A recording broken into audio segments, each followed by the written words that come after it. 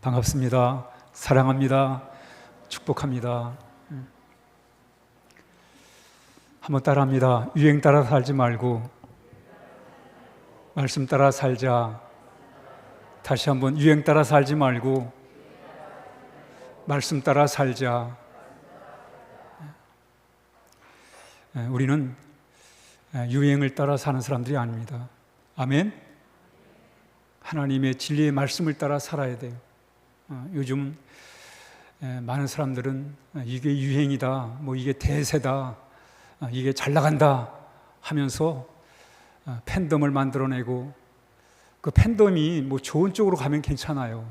그런데 집단 이기주의를 만들어가지고 나라를 소란스럽게 만들고 사람들로 하여금 잘못된 길로 가게 만드는 이런 현상들은 바람직하지 않습니다. 그래서 우리 예수 믿는 사람들을 뭐라고 그러냐면 구도자로 해요. 구도자란 뭐냐면 진리를 찾아가는 사람들이에요. 예수를 믿는다는 것은 진리를 찾아간다는 거예요. 그래서 여러분, 요한이 예수님을 소개하면서 이렇게 얘기를 해요. 우리 한번 요한복음 1장 1절을 봅니다. 시작. 태초에 말씀이 계시니라. 이 말씀이 하나님과 함께 계셨으니 이 말씀은 곧 하나님이시라. 요한은 예수님을 말씀으로 표현한 거예요. 진리의 말씀, 사람을 사람답게 만드는 진리, 그 진리의 말씀, 바로 그 진리의 말씀이 누구냐? 바로 예수입니다. 그분이 태초부터 계셨고 하나님과 함께 계셨고, 그 하나님이, 그분이 바로 하나님이시다, 그분이 진리시다, 이렇게 말하는 거예요. 예수님이 진리입니다. 그래서 우리는 예수님을 붙들고 살아야 돼. 예수님을 붙들고 살아가는 거예요. 예수님은 말씀이세요, 말씀. 그래서 우리는 말씀을 따라, 유행 따라 사는 삶이 아니라 말씀을 따라 사는 삶이 되어야 하겠습니다. 왜 말씀이 이렇게 중요하냐? 우리 한번 시편 119편 105절 시작. 주의 말씀은 내 발의 등이요 내 길의 빛이니이다 그랬어요. 여러분, 비행기가 다니는 길을, 하늘길을 뭐라고 그래요? 항로라고 그래요. 항로. 저는 이 자동차만 달리는 길만인 줄 알았더니 비행기 길이 있는 거예요. 항로가 있는 거예요. 그러니 그 많은 비행기들이 떠다녀도 안전하게 떠다니는 거예요. 왜? 자기 길로 가니까, 길을 따라 가니까. 그런데 90%의 비행기는 가다가 이탈을 한다는 거예요. 그 항공로를 이탈을 한다는 거예요. 그런데 목적지에 가면 정확하게 목적지까지 안전하게 가는 거예요. 아니, 가다가 좀 때를 따라서 이탈을 하는데도 불구하고 그 목적지에 잘 도착을 해요. 여러분, 신기하잖아요, 그렇죠? 하늘길이 무슨 금으로 기워진 것도 아니고 무슨 줄을 쳐놓은 것도 아니고 그냥 공중인데, 공중의 길인데, 그런데 이 비행기들이 이탈을 하는 거예요, 가다가. 그런데도 불구하고 목적지에 안전하게 도착한 이유가 뭐냐면, 비행기에는 자동 항법 장치라는 게 있어요. 그 자동 항법 장치가 비행기가 이탈할 때 다시 제자로 돌아올 수 있도록 조절을 해주는 거예요. 이탈하면 다시 본 궤도로 올 수 있도록 조절을 해주는 거예요. 그래서 비행기는 이탈을 하지만, 그러나 목적지에 안전하게 도착할 수 있는 게 뭐냐면 자동 항법, 이 장치에 의해서 비행기가 안전하게 간다는 거예요. 여러분, 우리에게도 마찬가지입니다. 여러분, 비행기가 안전하게 가기 위해서, 이탈을 막기 위해서 자동 항법 장치가 필요한 것처럼 우리 인생길도 마찬가지예요. 우리 인생길에도 우리가 때로는, 우리가 운전하게 항상 바른 길만 가는 게 아니잖아요. 이탈할 때가 있잖아요, 그렇죠? 탈선할 때가 있잖아요, 그렇죠? 그럴 때 우리가 다시 마음을 바로잡고 바로 갈 수 있는 길이 뭐예요? 그게 바로 비행기에는 자동 항법 장치가 있는 것처럼 우리에게는 하나님의 말씀이 있는 것입니다. 그럼 우리는 하나님 말씀을 붙들고 살아야 돼요. 그래서 오늘 한번 같이 따라합니다. 말씀에 대한, 크게 말씀에 대한 자세. 오늘 말씀에 대한 자세에 대해서 잠시 말씀을 드리도록 그렇게 하겠습니다. 우리가 말씀에 대해 어떤 자세를 가지고 살아가야 되는가? 여러분, 자세는 참으로 중요한 거예요. 우리 앉는 것도 반듯하게 앉아야 돼요. 이 자세가 잘못돼 버리면 우리 소화기관이 문제가 되는 거예요. 소화기관. 그래서 자세를 반듯하게 해야 우리 소화기관이 정상으로 작동을 하는 거죠. 또한 소화기관만 아니라 호흡기관도 자세가 반듯해야 호흡이 제대로 작동을 하는 거예요. 호흡기관이 작동을 하는 거예요. 저도 말이죠. 이 소파에, 특히 소파에 앉을 때 그 아저씨들 자세 비스듬히 말이죠. 이렇게 옆으로 기대가지고 그렇게 앉았어요. 그게 편하니까. 근데 어느 날 그렇게 앉으면 안 되겠더라고요. 주변에서 허리들이 안 좋다고들 하고 말이죠. 이런 얘기를 들으면서 그 잘못된 자세들이 우리의 이런 척추라든가 우리 몸에 부작용을 만들어내는 거예요. 그래서 반듯하게 앉는, 그래서 나도 모르게 비듬히 말이죠, 이렇게 배내놓고 말이죠, 이렇게 옆으로 눕는 그런 자세를 의식적으로 바로 잡는 거예요. 바로 잡아요. 왜? 여러분, 자세가 바라야 이 소화기관도 호흡기관도 바르게 되기 때문에 그렇습니다. 또 여러분, 자세가 발라야 집중이 되는 거예요. 집중. 몸이 자세가 잘못되어 버리면 집중력이 생기질 않아요. 집중력만 아니라 이 자세가 발라야 자신감이 생기는 거예요. 저도 밥 먹을 때 자세를 똑바로 하고 밥을 먹어야 되는데 편하게 먹다 보니까 그 아줌마들 자세 있죠. 다리 하나 의자에 올려놓고는 쭈그리고 앉아가지고 밥 먹는 거. 그랬더니까요. 그러니까 쭈그리고 앉아 밥을 먹으니 소화기관이 얼마나 부담을 갖겠어요, 여러분. 반듯하게 앉아서 밥을 먹어야 이게 소화기관이 정상으로 하는데 내 편한 대로 쭈그리고 앉아서 밥을 먹으려고 하니까 의자에 앉아 있으면서도 쭈그리고 앉아 있는 거예요. 자세가 잘못돼 버리니까 이게 소화기관도 문제가 되고 여러 가지가 문제가 되는 거예요.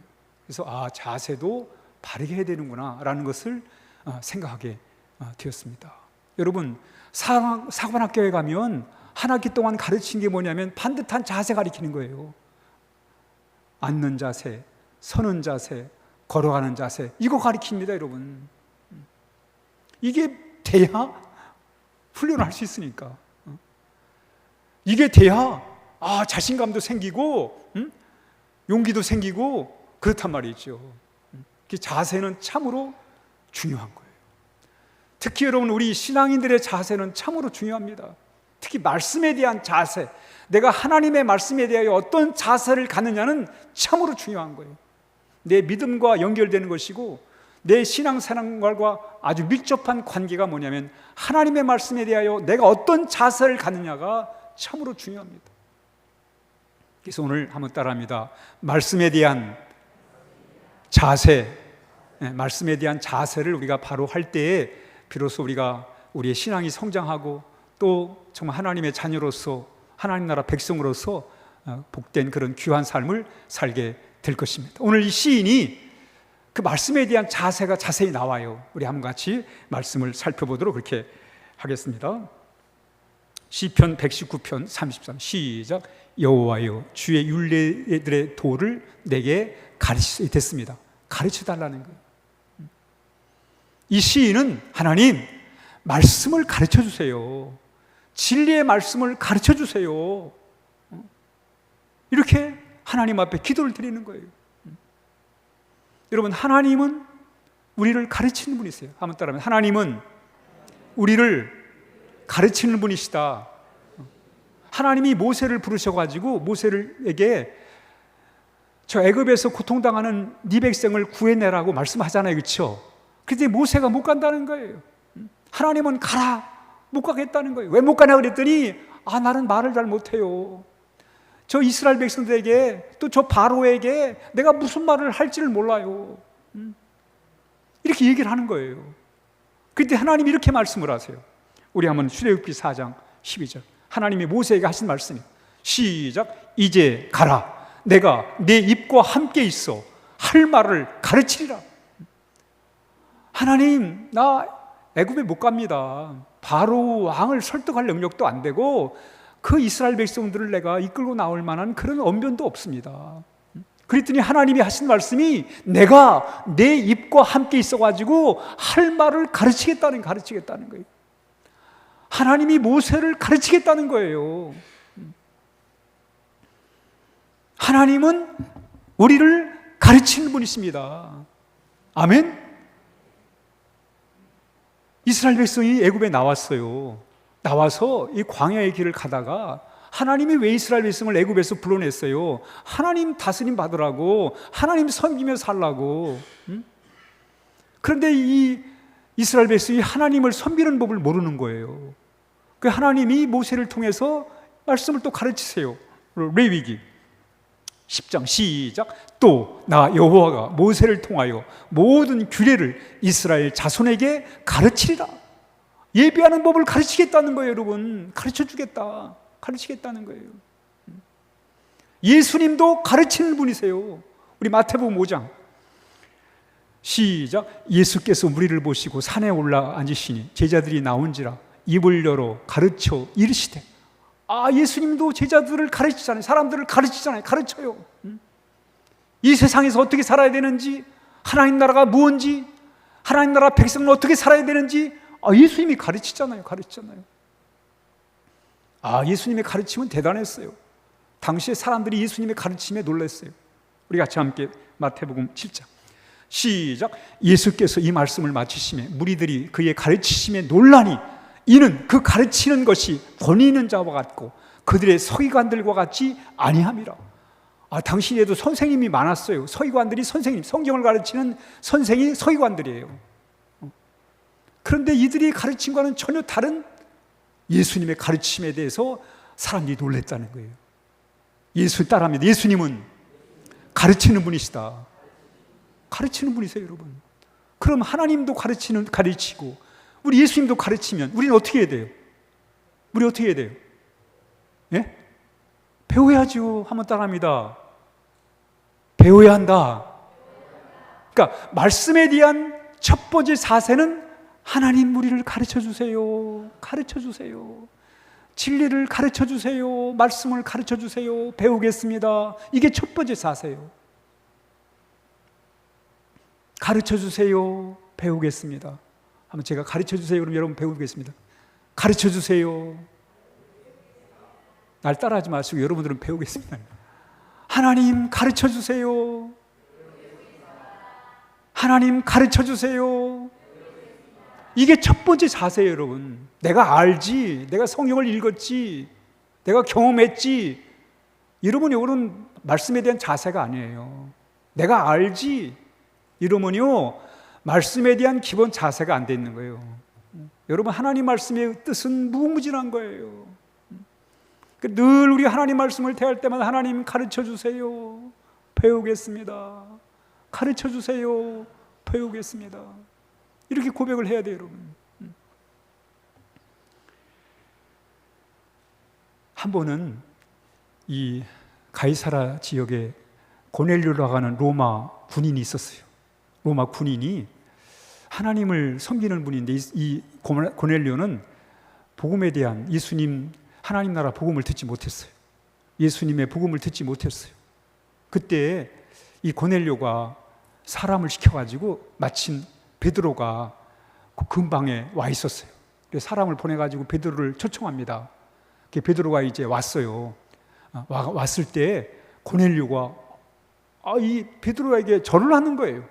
그랬더니 이 베드로가 당황을 해가지고 나도 같은 사람인데 그러지 말라고 이렇게 세우는 거예요. 이렇게 세워요. 아니 왜 고넬료는 로마의 참 권력자인데 실력자인데 베드로에게 유대인 식민지 국가의 유대인 베드로에게 절을 할까요? 왜 그럴까요? 사람들에게 보여주려고? 베드로에게 잘 보이려고? 아니에요. 왜?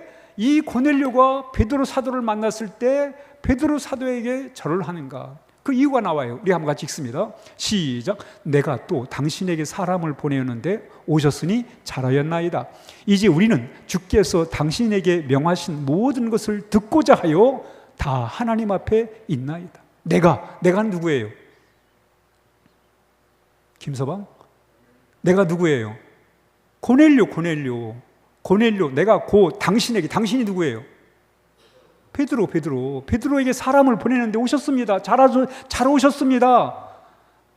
그러면서 하는 말이 이제 우리는 거기 고넬료의 가족들과 이웃들, 친척들, 여러 사람들을 우리는 주께서, 예수님께서 당신에게 말씀하신 그 말씀을 듣고 싶습니다. 가르쳐 주세요. 배우겠습니다.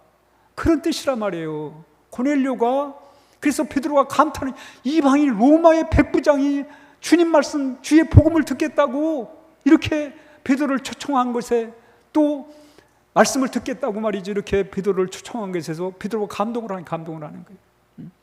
주께서, 예수님께서 당신에게 말씀하신 그 복음의 진리를 우리에게 가르쳐 주세요. 우리가 배우겠습니다. 이렇게 얘기를 하는 거예요, 여러분.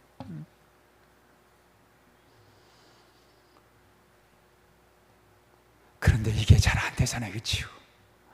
우리는 하나님 말씀에 대하여 하나님 가르쳐 주세요, 배우겠습니다, 이렇게 마음을 가져야 안 가져요? 예? 여러분, 하나님 말씀에 대하여 하나님 좀 가르쳐 주세요, 진리를 가르쳐 주세요, 좀 배우겠습니다. 우리가 도 닦는 사람도 아니고 목회할 사람도 아니고 우리 그런 마음을 가져야 안 가져요? 가질 때도 있고 안 가질 때도 있어요. 그렇죠. 가질 때도 있고 안 가질 때가 있는데, 그럼 도대체 어떻게 하나님 말씀에 대해서 하나님 가르쳐 주세요, 배우겠습니다, 이런 마음이 어떻게 생길까? 설교 말씀이야, 목사님이나 설교 준비해가지고 하면 되지 뭐, 내까지 무슨 말씀을. 그런데 정말 하나님 말씀을 가르쳐 주세요, 배우겠습니다, 이 마음을 갖게 되는 동기가 뭐냐면 이거예요. 우리 한번 같이 시편 19편 10절 시작.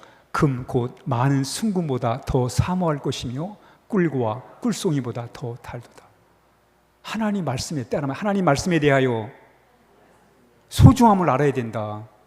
그렇죠, 여러분. 하나님 말씀에 대한 소중함을 알아야 돼요. 다 종교 얘기다, 그렇지 뭐, 이러면 하나님 말씀을 가르쳐 주세요, 배우겠습니다, 이런 말을 할 수가 없지요. 오늘 이 성경의 시인은 세상을 살아보니까 어떻게 살아야 되는지 잘 모르겠고 말이죠. 그렇다고 유행 따라 살 수 없고 사람 따라 살 수도 없고 뭔가 좀 참된 삶을 살고 싶은데 이 갈급함이 있었던 거예요. 그러니까 이 시인이 하나님 가르쳐 주세요, 진리의 말씀을 좀 가르쳐 주세요, 내가 사람이 사람답게 사는 길을 좀 알고 싶습니다, 가르쳐 주세요, 내가 좀 더 보람 있게, 더 가치 있게, 더 유익하게 살고 싶습니다, 그래 좀 가르쳐 주세요. 이런 말씀에 대한 소중함을 가져야 돼요. 그렇지 않으면 이런 기도를 드릴 수가 없죠. 가르쳐 주세요, 배우겠습니다, 이를 할 수가 없어요. 따라합니다. 말씀에 대한 소중함을 알아야 된다. 오늘 성경에 보니까 하나님 말씀을 눈동자같이 생각하네. 눈동자같이 생각하네. 눈동자같이. 잠언 7장이죠. 시작. 내 계명을 지켜 살며 내 법을 네 눈동자처럼 지키라. 솔로몬이 자식들에게 하나님의 말씀을 눈동자처럼 여기라. 눈동자. 여러분, 눈동자가 얼마나 귀해요. 그렇잖아요. 눈동자를 보호하기 위해서 여러분, 눈썹이 눈동자를 보호하기 눈썹이 있는 거예요. 눈썹으로 끝나지 않아요. 눈꺼풀이 있어요. 눈꺼풀이 있어가지고 눈동자를 보호하는 거예요. 눈꺼풀로 끝나지 않아요. 속눈썹이 또 있어요. 속눈썹이 눈동자를 보호하는 거예요. 거기다가 눈물집이 있어요. 눈물집. 뭘 들어가면 눈물이 나와가지고 그걸 씻어내기 위해서 눈물집이 있어요. 여러분, 눈동자가 얼마나 귀하면 눈썹이 있고 눈꺼풀이 있고 속눈썹이 있고 눈물집이 있고 이래가지고 눈동자를 보호하는 거예요, 여러분. 그렇게 하나님의 말씀을 소중히 여기라는 거예요.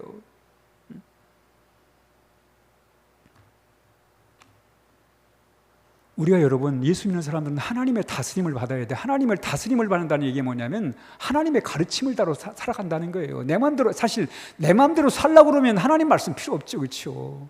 뭐 내 마음대로 사는데 뭐 굳이 하나님 말씀이 필요하겠어요. 그러나 하나님, 내가 아무리 살아봐도 내 마음대로 살아서는 안 될 것 같습니다. 하나님 가르쳐 주세요. 좀 진리를 가르쳐 주세요. 참되게 사는 법을 좀 가르쳐 주세요. 좀 더 가치 있게, 더 보람 있게, 더 뜻 있게, 유익하게 기여하며 살아가는 법을 좀 가르쳐 주세요. 하나님 말씀에 대한 소중함이 알아야, 그래야 우리가 하나님의 말씀에 대하여 가르쳐 주세요. 배우겠습니다.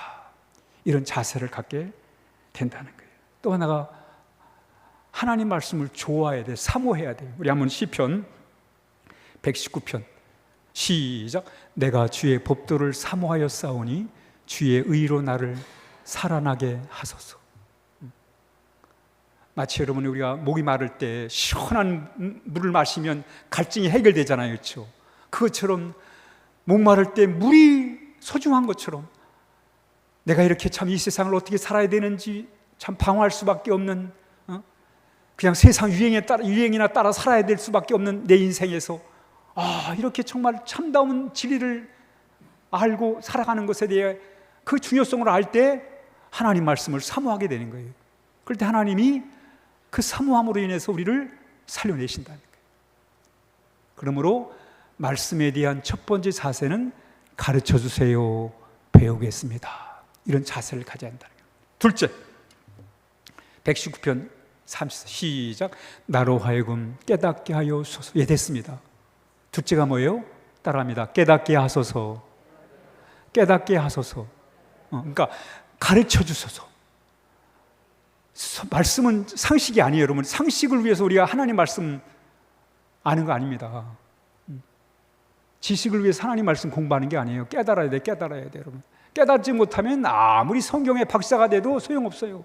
깨달아야 돼. 진리를 깨달아야죠, 그렇죠? 깨닫지 않으면 내 삶이 변화가 안 돼요. 저도 삐딱하게 앉는 게 잘못됐다, 이게 큰 문제를 만들어낸다는 것을 깨달았어요. 깨달으니까 삐딱하게 앉다가도 바로 앉는 거예요. 바로 앉는. 깨달음이 있어요. 깨달음. 야, 이게 척추에, 이 내 몸 건강에 문제가 되는구나. 그걸 깨달은 거예요. 깨달음이 있어야 돼요, 여러분. 한번 따라합니다. 신앙은 기분으로 하는 게 아니라, 감정으로 하는 게 아니라 깨달음을 통해 하는 거다. 그렇습니다, 여러분. 오늘도 여러분 이 시간 여러분의 감정만 중요시 여긴다면, 감정이 좋을런지 어떤지 모르겠습니다만 감정만 갖고 나가면 그 감정은 얼마 못 가요. 왜? 우리 감정은 수시로 바뀌잖아요, 그렇죠? 그래서 많은 이들이 신앙생활을 하면서 이 감정에만 의존하고 신앙생활을 하면 쉽게 흔들립니다.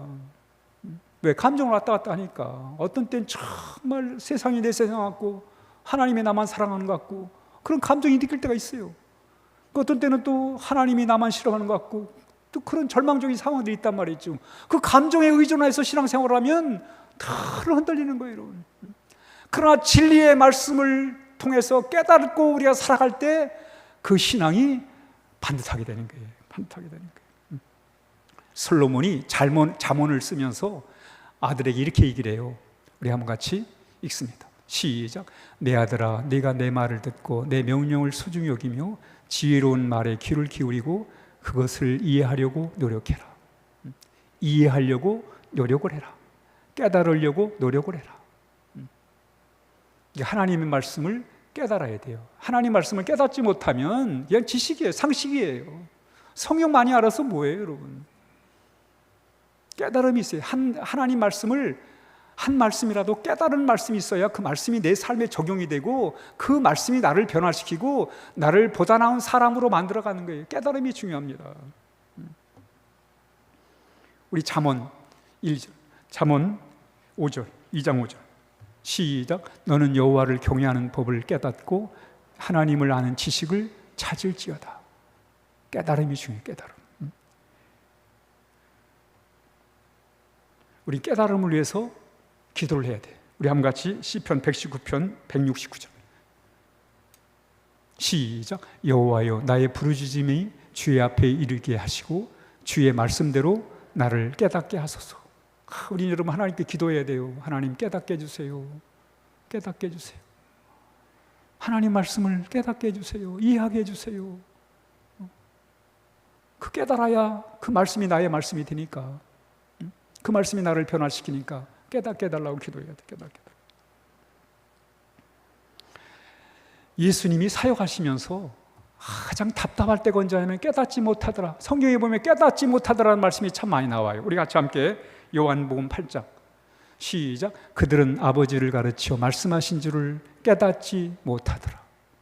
예수님은 하나님 나라를 이렇게 복음을 전하면서 이렇게도 전하고 저렇게도 전하는데 깨닫지 못하더라. 이해를 못하더라. 이게 예수님이 제자들에게 답답했던 모습이 그거예요. 깨닫지 못하더라. 깨닫지 못하더라.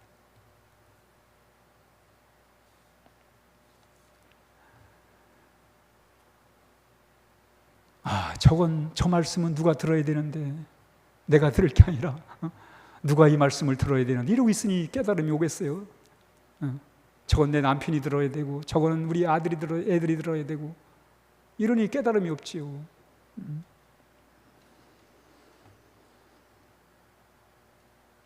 마가복음 7장 시작. 무리를 불러 이르시되 너희는 내 말을 듣고 깨달아라. 깨달아라. 그러니까 하나님 말씀을 가르쳐 주세요. 배우겠습니다. 두 번째 뭐예요? 깨닫게 해주세요. 하나님 앞에 기도해. 깨닫게 해달라고 기도해야 돼요. 깨닫게 해달라고.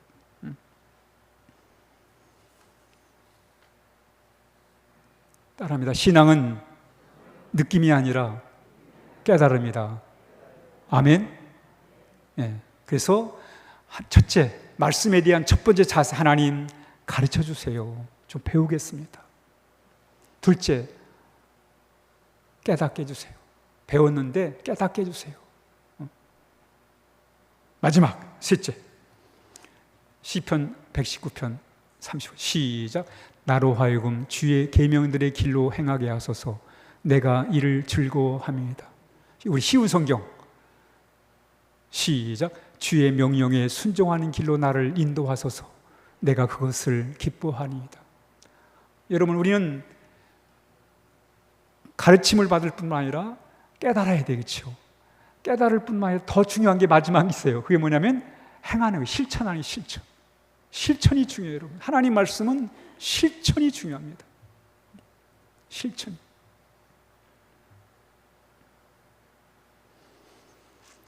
하나님 말씀 우리가 실천할 때 우리 믿음이 좋아지는 거예요. 그러니까 믿음이 좋다는 것은 믿습니다. 그러니까 우리가 하나님 믿습니다. 이 말을 자주 하는 사람이 믿음이 좋은 게 아니고 하나님 말씀을 실천하는 사람이 믿음이 좋은 것입니다. 믿음이 좋은 사람은 믿음이 좋은 사람은 말씀을 실천하는 사람이다. 아멘. 그래야 이 세상이 좋아지지, 여러분. 말씀을 실천해야 세상이 좋아지잖아요.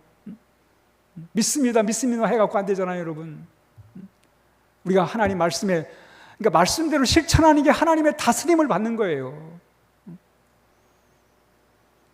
그럴 때 그게 뭐예요? 그게 믿음이 좋은 거예요. 우리 한번 야고보서 2장 22절 시작. 내가 보거니와 믿음이 그의 행함과 함께 일하고 행함으로 믿음이 온전하게 되니까 말씀의 실천이 뭐예요? 우리의 믿음을 아름답게 만드는 거예요. 그렇죠? 아멘? 말씀의 실천이 우리의 신앙을 뭐하게 만든다? 아름답게 만드는 거예요. 말씀의 실천이 우리의 신앙을 고귀하게 만들어주는 거예요. 말씀의 실천이. 마태복음 7장 시작. 그러므로 내 말을 듣고 실천하는 사람은 반석 위에 집을 지은 지혜로운 사람 같다 그랬어요. 하나님 말씀을 듣고도 실천하지 않으면 모래 위에다가 집을 지는 사람처럼 언제 바람이 불고 홍수가 나면 무너진다는 거예요. 그러나 말씀에 실천하는 그런 신앙은 마치 반석 위에 도루 위에다가 집을 지은 것처럼 튼튼해진다는 거예요.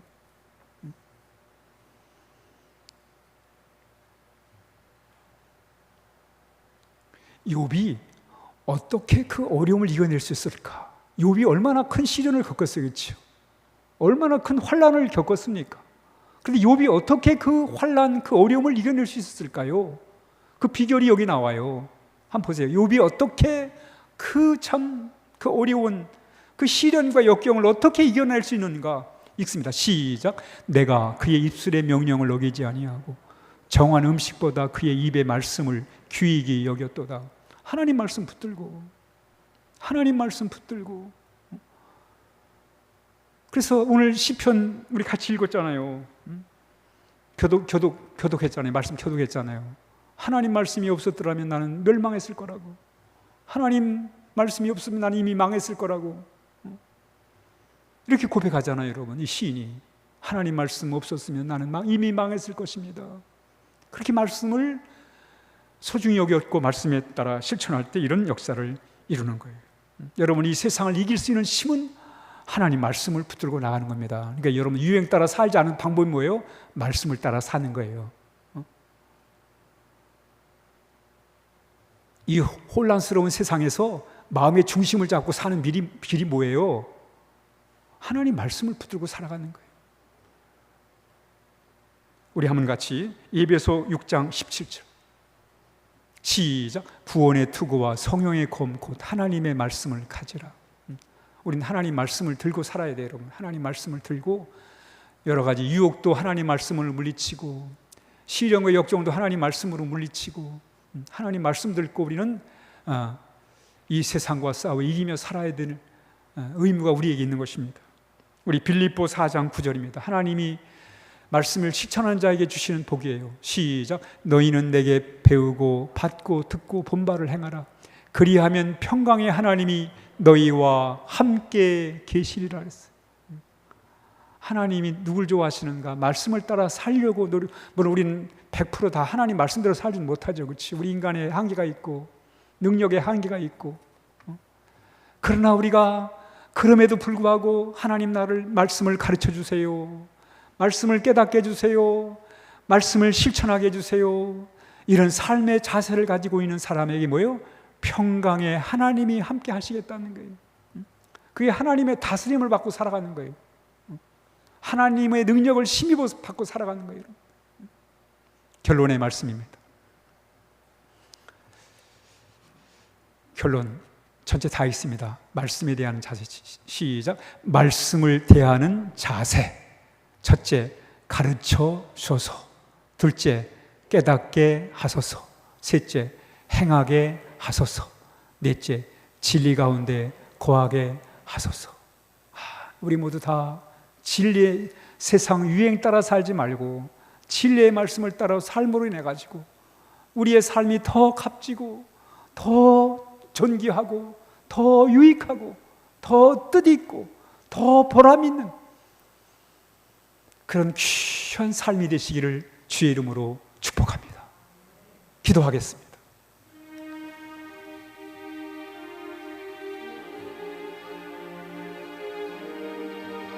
하나님은 오늘도 우리에게 진리 가운데 거하기를 원하시고 계십니다. 오늘 시간 우리 함께 기도했으면 좋겠습니다. 하나님, 진리의 말씀을 가르쳐 주세요. 배우기를 원합니다. 깨닫게 해주세요. 실천하게 해주세요. 우리 함께 이렇게 하나님 앞에 기도하겠습니다.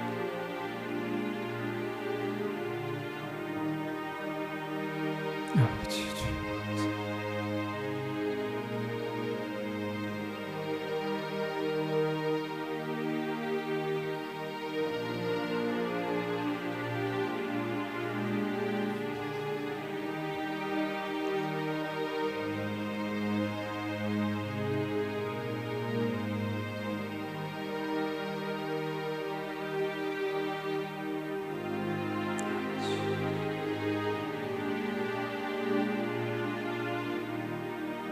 하나님 아버지, 오늘 하나님 말씀에 대한 자세를 말씀을 통해 가르쳐 주셔서 감사합니다.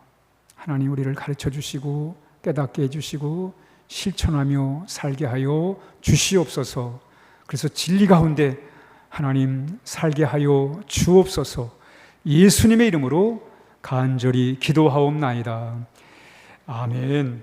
아멘.